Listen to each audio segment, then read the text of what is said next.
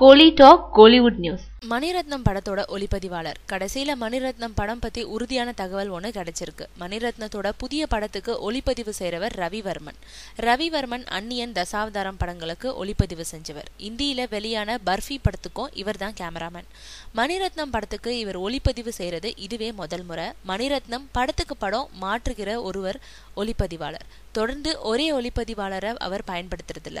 ஆனா ராஜீவ் மேனன், சந்தோஷ் சிவன்னு சொற்பமான பேரையே பயன்படுத்தவும் செய்வாரு. எப்போதாவது PC ஸ்ரீராம்.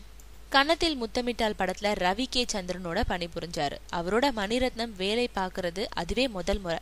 12 வருஷங்களுக்கு அப்புறம் அவர் வேலை செய்ய போகும் புதிய கேமராமேன் ரவிவர்மன். மகேஷ் பாபு, நாகார்ஜுன், பஹத் பாசில், ஐஸ்வர்யா ராய் உள்ளிட்டோர் இந்த படத்துல நடிக்கிறதா சொல்லப்படுது. இசை AR ரஹ்மான்.